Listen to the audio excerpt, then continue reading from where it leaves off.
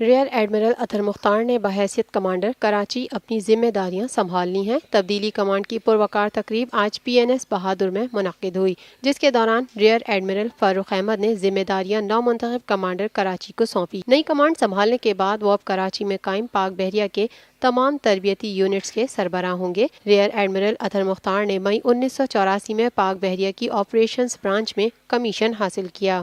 وہ ایک شاندار کیریئر کے حامل ہیں، جس کے دوران انہوں نے مختلف کمانڈ اینڈ اسٹاف عہدوں پر کام کیا۔ دوران ملازمت وہ بحیثیت commanding officer P N S معاون اور نویں auxiliary and mine warfare squadron تعینات رہے۔ ان کی اہم اسٹاف تعیناتیوں میں commandant P N S Bahadur, assistant chief of naval staff, commander north, director general Pakistan maritime security agency اور نیول ہیڈ کوارٹرز میں deputy chief of naval staff شامل ہیں۔ نئی ذمہ داریاں سنبھالنے سے قبل rear admiral Athar Mukhtar naval headquarters اسلام آباد میں deputy chief of naval staff کے فرائض انجام دے رہے تھے۔ ریئر ایڈمرل اطہر مختار پی این وار کالج لاہور اور نیشنل ڈیفنس یونیورسٹی اسلام آباد کے گریجویٹ ہیں۔ ان کی نمایاں خدمات کے اعتراف میں انہیں ہلال امتیاز سے بھی سرفراز کیا جا چکا ہے۔ تبدیلی کمانڈ کی تقریب میں نو منتخب کمانڈر کراچی کو گارڈ آف آنر پیش کیا گیا۔ بعد ازیں انہیں قوم کار کمانڈ کے ماتحت یونٹس کے کمانڈنگ افسروں سے متعارف کروایا گیا۔ تقریب میں پاک بحریہ کے افسروں اور جوانوں کی بڑی تعداد نے شرکت کی۔